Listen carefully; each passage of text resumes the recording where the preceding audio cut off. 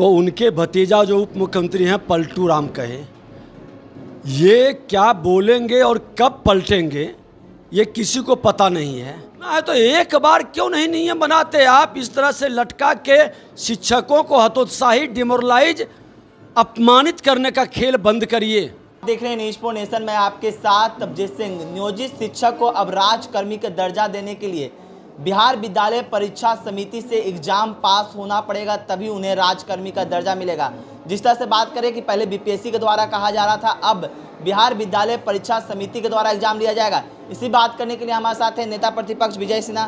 Sir, अब नियोजित शिक्षक को राजकर्मी दर्जा देने के लिए अब बिहार विद्यालय परीक्षा समिति एग्जाम लेगी। देखिए, बिहार के मुख्यमंत्री को उनके भतीजा जो उप मुख्यमंत्री हैं पलटू राम कहे, ये क्या बोलेंगे और कब पलटेंगे ये किसी को पता नहीं है। अरे क्या क्या आप बोलते हैं, बोल करके कभी बीपीएससी से, कभी क्या, अब पलट कर करके बिहार बोर्ड से। ये क्या तमाशा है? जो व्यक्ति 10 साल 15 साल विद्यालय के अंदर पढ़ाया है, अनुभव ग्रहण किया है, आप उसका परीक्षा सक्षमता की परीक्षा लेंगे? लेना है तो एक बार क्यों नहीं नियम बनाते आप? इस तरह से लटका के शिक्षकों को हतोत्साहित, डिमोरलाइज, अपमानित करने का खेल बंद करिए।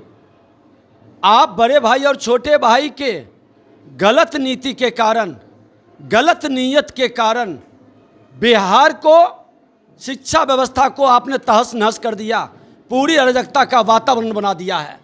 लेकिन अब अगर वो शिक्षक नहीं पास करेंगे तो उनको राजकर्मी का दर्जा नहीं मिलेगा। ये तो 17 साल 20 साल से तो शिक्षक पढ़ा रहे हैं, अब उनको एग्जाम देना पड़ेगा। जो इतने 18 वर्ष में शिक्षक का सम्मान नहीं कर सके तो चला चली के बेला में कौन कौन सा कर्मी का दर्जा देंगे? अरे जो सम्मान से जीने का अधिकार नहीं दे सकता, सम्मान से रहने के लिए व्यवस्था नहीं बना सकता, इनकी विदाई के अवसर पर डरे सहमे लोग कोई भी कर्मी का दर्जा नहीं दे पाएंगे। ये सक्षम भी नहीं है। संवैधानिक रूप से ये पूरी तरह से शैक्षणिक वातावरण को नियम विरुद्ध कार्य कर रहे हैं। सर, एक और सवाल लेंगे। जिस तरह से बीपीएससी के द्वारा एग्जाम लिया गया शिक्षक भर्ती का, उसका अभी पहला चरण का प्रक्रिया चल ही रहा है, अभी खत्म नहीं हुआ, लेकिन दूसरा नोटिफिकेशन जारी कर दिया गया है। 1,10,000 फिर से वैकेंसी निकाले गए शिक्षकों के लिए। ये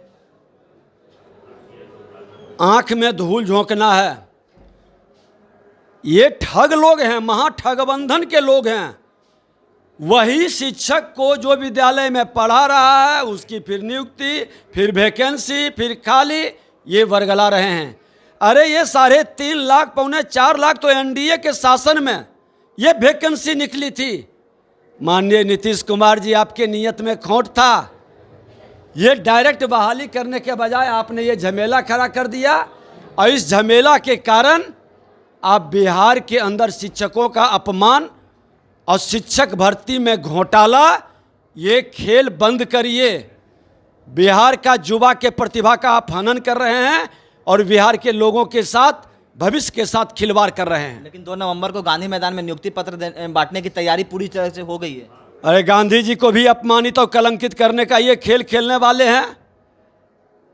महात्मा गांधी ने कहा था कि 7 पाप कर्म से बचो, सिद्धांत विहीन राजनीति करने वाले एक नेता नहीं हो सकता। और ये सिद्धांत विहीन राजनीति करने वाले लोग जो नियुक्ति घोटाला करने वाले हैं, नियुक्ति में कई गड़बड़ी और खामी को बिना सुधारे ये नियुक्ति पत्र बांटेंगे। इतनी शिकायत के बाद, इतना मामला आने के बाद आप उसकी जांच कराने का, उस पर आपत्ति लेने का, उसकी सुनवाई और कार्रवाई करने के बजाय आप जमींदारी भाव से खेल खेल रहे हैं। ये कतई उचित नहीं। चलिए, ये थे हमारे साथ नेता प्रतिपक्ष विजय सिन्हा। इन्होंने तमाम सवालों का जवाब दिया। इस तमाम खबरों बने रहे न्यूज़ फॉर नेशन के साथ। नमस्कार।